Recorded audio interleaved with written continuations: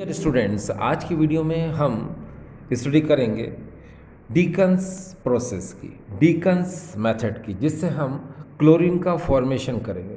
Dear students, इस method में ये जो HCl गैस है, इसका हम एटमॉस्फेरिक ऑक्सीजन से CuCl2 की प्रेजेंस में, क्यूप्रिक क्लोराइड की प्रेजेंस में हम ऑक्सीडेशन करते हैं और क्लोरीन गैस का फॉर्मेशन करते हैं। तो चलिए शुरू करते हैं कि डीकन प्रोसेस।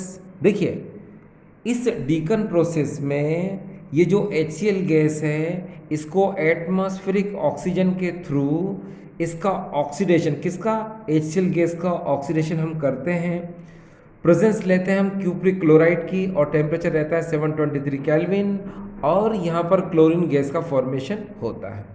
ठीक है, देखिए यहाँ मैं पढ़कर बता दूं। Chlorine is manufactured by the oxidation of HCl gas with atmospheric air और atmospheric oxygen at 723 kelvin in presence of cupric chloride catalyst.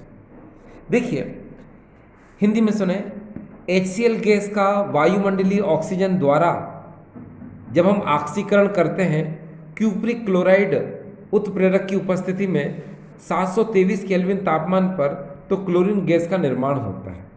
ठीक है डियर स्टूडेंट्स, इस मेथड को हम डायग्राम के थ्रू समझेंगे तो हमें इजीली और अच्छे से समझ में आएगा। तो ये आपके सामने ये डायग्राम है, ये देखिए, ये इस प्रोसेस का लेवल डायग्राम है। तो अब हम इस प्रोसेस के लेवल डायग्राम को समझते हैं। ठीक है, देखिए डियर, ये जो आपके सामने जो पहला चेंबर है, इसको हम लोग बोलते हैं कैटलिस्ट चेंबर। ये आपके सामने जो नज़र आ रहा है, इसको हम लोग बोलते हैं कैटलिस्ट चेंबर, उत्प्रेरण कक्ष। दूसरा है ये कूलर यानी शीतलक। फिर है वॉशिंग टावर, जिसको हम लोग बोलते हैं धोवन स्तंभ। फिर है ड्राइंग टावर, जिसको हम लोग बोलते हैं शुष्कीकारक स्तंभ।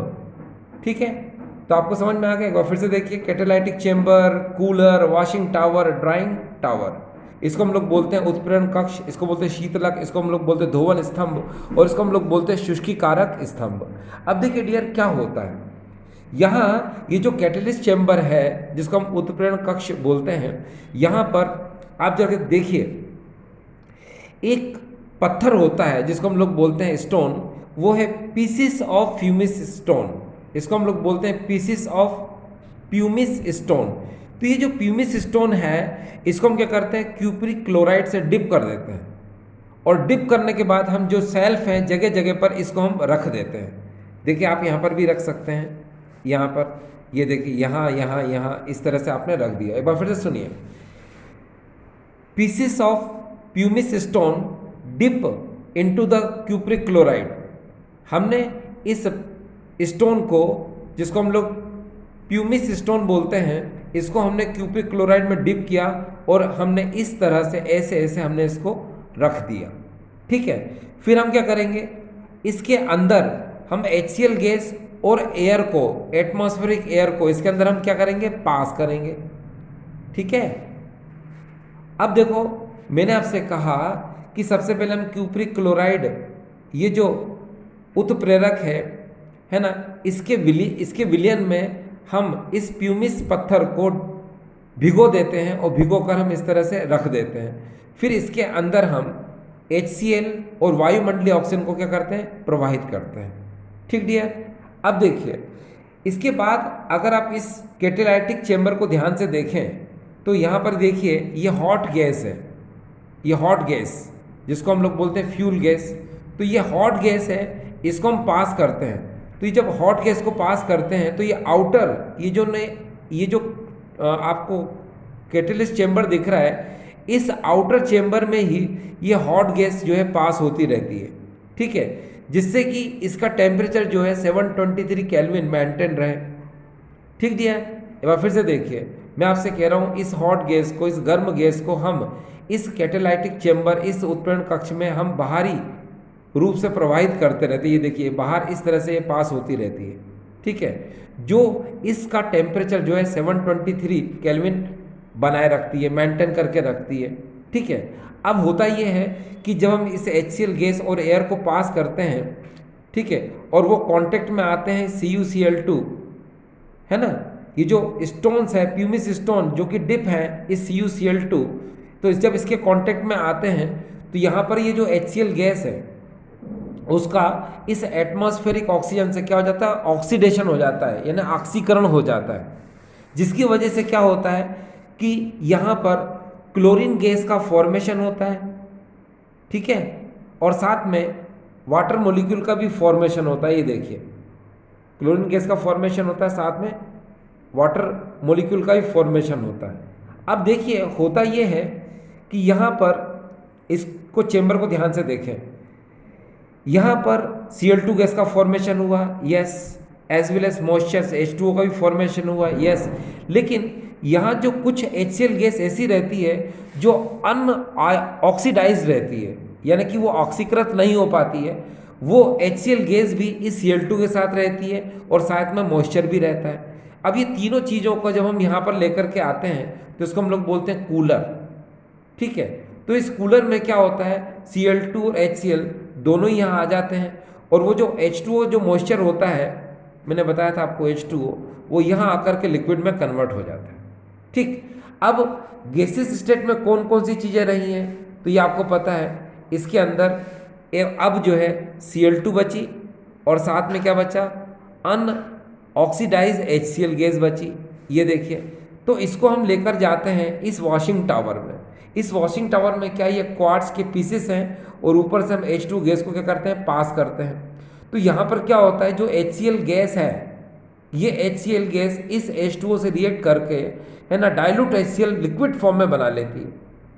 तो वो लिक्विड HCl जो है नीचे की तरफ आ जाता है, जिसको कि आप यहाँ से इस टेप के थ्रू, इस नल के थ्रू आप यहाँ से बाहर निकाल सकते हैं। ठीक है, अब कौन सी गैस रह गई, Cl2 गैस रह गई। अब वो Cl2 गैस को क्या करते हैं, हम इस ड्राइंग टावर में, यानी कि शुष्कीकारक स्तंभ में ले जाते हैं। यहाँ पर भी देखें आप, क्वार्ट्ज पीसेस हैं जिसको हम लोग बोलते हैं एसिड प्रूफ स्टोन्स, और ऊपर से हम कंस H2SO4 को नीचे गिराते हैं। तो क्या होता है, इस Cl2 के अंदर आपको पता है कि जब वाटर से आपने वॉश किया था इसको, तो इसमें मॉइस्चर आ गया इस Cl2 के अंदर। तो इस मॉइस्चर को हटाने के लिए हम उसको ड्राइंग टावर से, यानी कि शुष्कीकारक स्तंभ से प्रवाहित करते हैं। तो यहाँ पर क्या होता है कि जो मॉइस्चर होता है वो ये कंसंट्रेटेड H2SO4 को एब्जॉर्ब कर लेता है। जब ये कंसंट्रेटेड H2SO4 को एब्जॉर्ब कर लेगा तो ये क्या हो जाएगा, डाइल्यूट H2SO4, क्योंकि उसमें मॉइस्चर आ गया ना। तो अब ये क्या हो जाएगा, डाइल्यूट H2SO4 में कन्वर्ट हो जाएगा, जिसको कि आप इस डाइल्यूट H2SO4 को आप यहाँ से बाहर निकाल सकते हैं। अब वो गैस पूरी तरह से क्या होती है, Cl2 ड्राई होती है। ठीक है, तो ये Cl2 गैस हमको यहाँ पर ऑब्टेन हो जाती है। ठीक है, और जो भी एयर होगा उसमें, वो एयर हमको यहाँ पर ऑब्टेन हो जाएगा।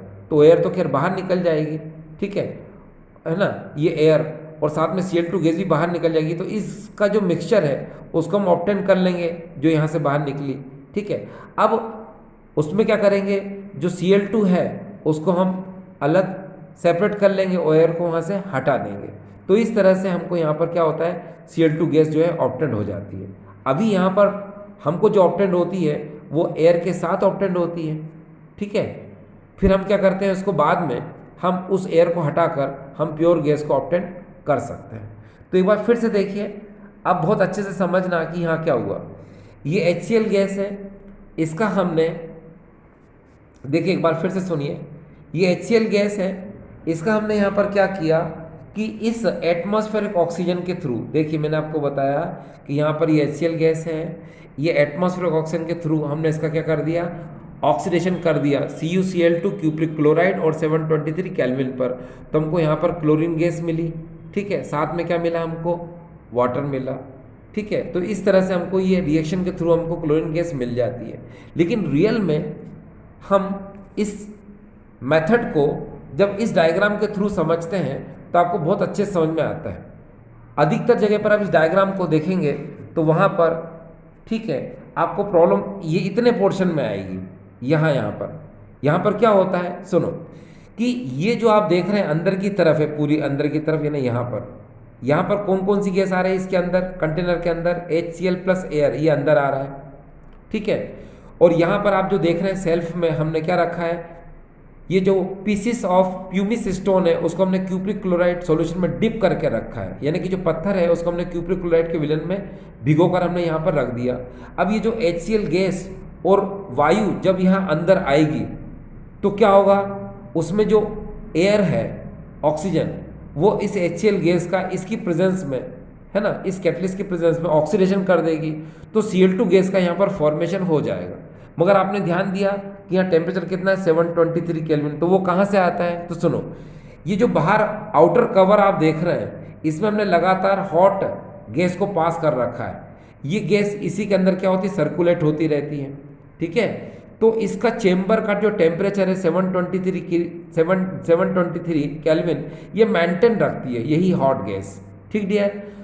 अब जरा देखो, जब यहाँ से आपने देखा कि क्लोरीन गैस बनी, तो क्लोरीन गैस के साथ कुछ HCl गैस वो भी होती है जो अनऑक्सीडाइज रहती है, वो ऑक्सीकृत नहीं हो पाती है, वो भी यहाँ पर रहेगी, साथ में वाटर भी रहेगा और कुछ एयर भी यहाँ पर रहेगी।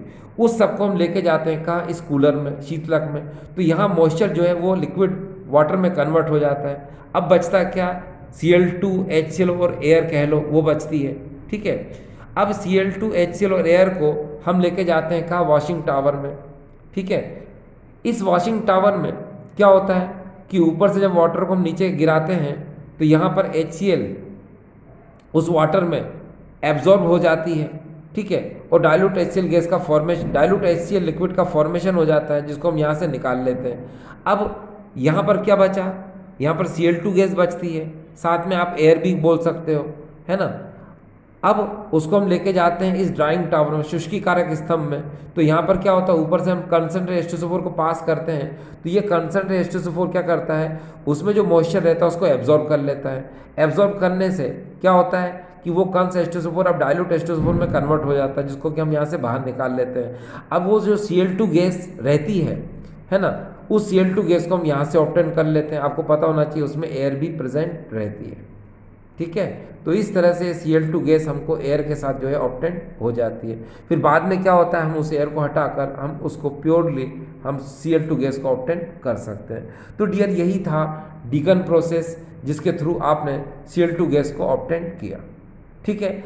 आप अगर NCERT को बिलोंग करते हैं तो NCERT में आपको डायग्राम नेसेसरी नहीं है कि आप इसके डायग्राम को बनाएं, सिर्फ ये तो मैंने आपको एक्सप्लेन करने के लिए समझाया था। आपको NCERT के अकॉर्डिंग सिर्फ आपको ये रिएक्शन लिखना है और साथ में इतना थ्योरी लिखना है, इनफ, पर्याप्त है, ठीक डियर, थैंक यू।